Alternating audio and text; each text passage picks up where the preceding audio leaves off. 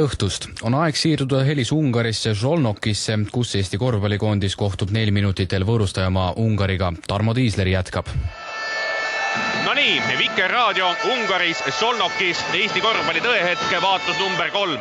Euroopa meistrivõistluste üleminekuturniiril kohtub Eesti täna siin Ungari väikelinnas Ungari koondisega. Mängitakse spordihoones, kus on pealtvaatajaid nii vahemikus 1000 kuni 2000. Kokku ei ole jõudnudki lugeda ja keegi ei ole adekvaatset arvu ka öelnud. Kohal on ka 20 spordihuvilist ja numbrid hetkel tablool Ungari meeskonna kasuks 5-3.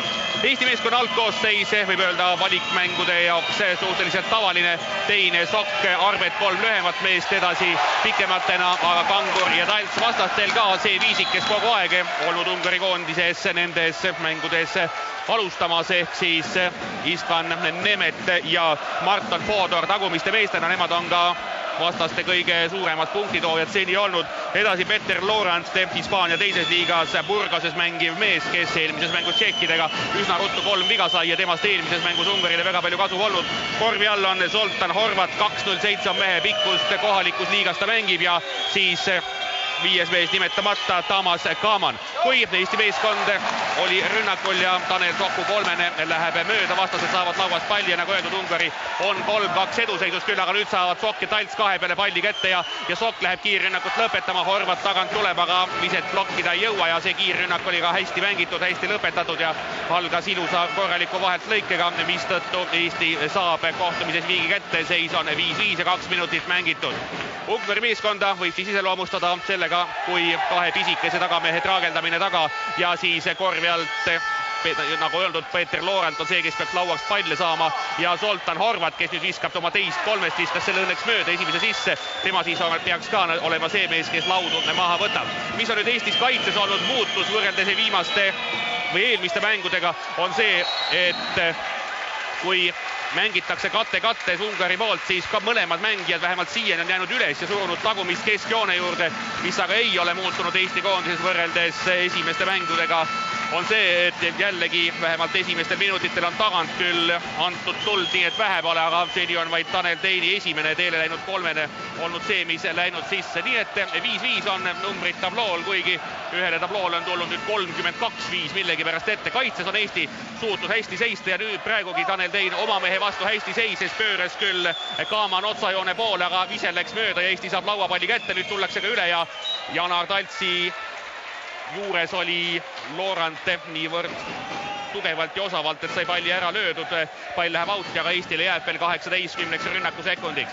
Mängitud on 3 minutit ja tablool siis viik 5-5 ja nüüd siis Arvet läheb 45 pealt sisse, aga lõpuni ei lähe. Talts ootas seal vuntsi peal, sai seal söödu, aga ei läinud lõpuni, sest alt tõmmati kokku. Siis tuli sööt välja 45 peale Kangurile ja Kanguri esimene kolmene selles valiksarjas läks ka nüüd sisse, ehk siis 8-5 on Eesti saanud ette küll, aga vastased kohe tulevad üle ja Fodorile tehakse üleval kate, kuhu Sokk kinni jookseb ja Fodor korvi all üksi on, sisse ta sealt viskab ja 8-7 on Eesti edunumbrid hetkel. Eesti publikumi ka siin umbes 20 inimese jagu, truud Eesti koondise toetajasärgid on seljas ja nüüd siis Eesti loodetavasti mängib publikumi vääriliselt. Raske teekond osadel Ukrainas siia oli, aga kohal nad on ja nüüd siis Kangur hakkab tegema 1-1 Horvati vastu, söödab välja Arvetile, kes jätkab tagant tulistamist ja meie mäng vähemalt esimestel minutitel on küll olnud selline nagu varasematelgi, ehk siis nii kui võimalus on, tuleb tagant peale laduda, vastased umbes viskavad samamoodi ja nüüd viskavad ka kolmese sisse. Fodor selle viske teele saadab ja ka sisse saadab, nii et 10-8 on Ungari saanud juhtima. No esimene mulje Ungari mängust ega nüüd väga kiirelt küll või väga palju ei otsita, kui võimalus on, siis kohe peale visatakse. Eesti koondis tuleb öelda, et on siiamaani mänginud suhteliselt ümmarguselt seal 3 punkti joone taga.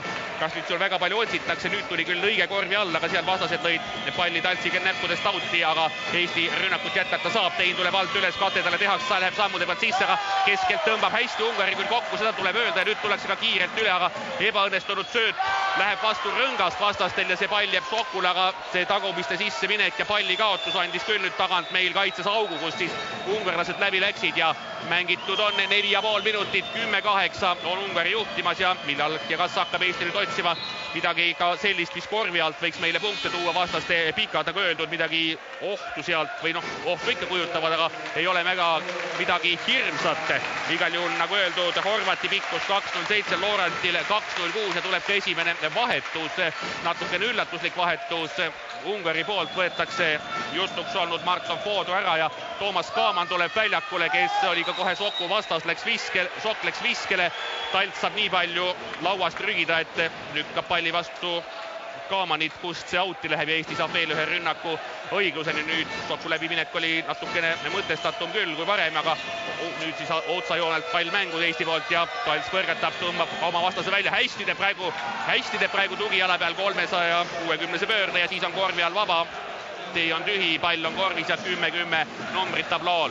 5 minutit on mängitud kohtumise esimest veerandit, küll aga Kaaman läheb kohe korvi alla ja nüüd on küll küsimus, et miks nii lihtsalt sealt vabaviskejoonelt seda katet lubatakse panna ja sealt tagant see tagamängija korvi alla saab minna.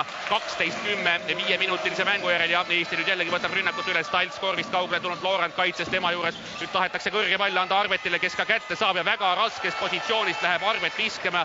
Oli tal küll Kaaman sisuliselt käe otsas ja Arvet taha kaldes pea 45 kraadi all, aga sai sealt selle palli korvi visatud. Tõsi küll, nüüd teeb kohe ka vea otsa ja Eestil on nüüd üks viga kirjas, nüüd tuli teine ka. Arvet ja Kangur on vea autorid ja tuleb ka vahetus siin spordihoones. Talts tuleb pingile ja Joosep Toome tuleb väljakule.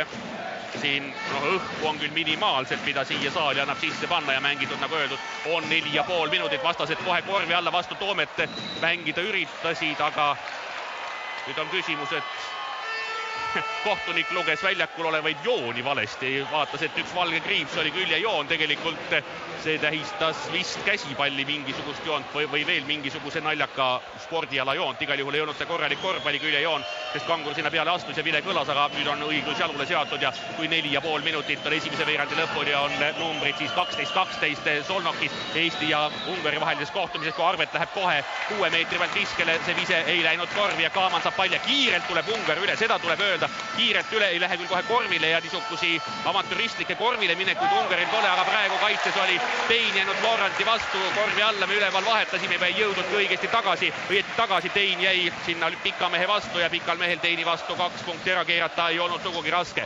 14-12 Ungari on saanud peale ja me oleme, tuleb öelda, läinud Ungari kiire mänguga kaasa, ütleb Kangur pette ja siis vastane ka kerkib, tuleb sööt välja Arvetile, kes nurgast läheb kolmesele, ise läheb mööda ja Toome kaotas koha võitluse Kaamani vastu ning lükkas vastast ilmselgelt selga, mistõttu pall läheb ka Ungarile üle. Me saame vea kirja ja vastastel tuleb vahetus, Nemet tuleb ära, Horvat tuleb ära ja tuleb siin vist veelgi vahetusi, aga enne seda võetakse ka time-out Solnoki spordihoones.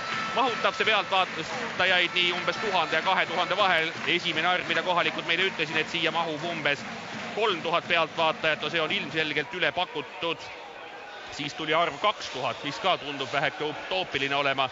Ise pakuks tiba üle 1000, aga kas see nüüd kõige olulisem ongi, see ka ei ole antud hetkel kõige tähtsam. Oluline on see, et Eesti on Ungari vastu kaotusseisus ja tuleb öelda, et me Ungari kiire mänguga oleme küll kaasa läinud ja väga ruttu püüame neid korve ära visata, mitte just esimese pealt, aga siis paar söötu ja korvi alla me väga otsinud ei ole, korvi alla ei ole ka üritanud minna, nagu me tegime seda Ukraina mängu päris alguses, aga selline see hetke olukord on. 3.45 on esimese veerandaja lõpuni, meie kolmesed seni on olnud 5-2 ja vastaste kolmesed on 3-2, neil on olnud, tuleb öelda, natukene paremini välja mängitud kohad, kuigi ka Eestil ei ole need kohad just halvasti välja mängitud, aga me pole kahju küll taaskord visanud sisse, laud on seni viigis 4-4 ja nüüd siis tullakse pärast time-out'i väljakule. Eesti jätkab sama viisikuga ehk siis Arvet, Sokk, Tein, Toome ja Kangur. Vastase taga on nüüd vahetanud väljakule David Voivoda,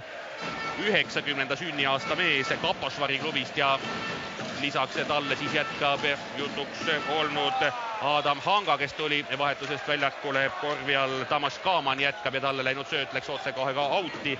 Edasi Terdi Körtesi, nii et on vahetanud Ungari väljakule nüüd sisuliselt teise koosseisu ja üllatav küll, et põhimehed on kohe mängu alguses saanud puhkust. Nüüd Toome Lorant'i vastu ja ei hakanud selgest tegema, annab Tein on Voivoda vastu ja ka 1-1 püüavad teha, ka Lorant keskelt annab abi ja tee pannakse kinni, nüüd teeb tugijala peal pöörde, ise läheb mööda, Laudame kätte ei saa ja siin ka võib-olla need teised mehed ennast oleks pärast seda Teini ebaõnnestunud kinnijäämist pidanud rohkem pakkuma.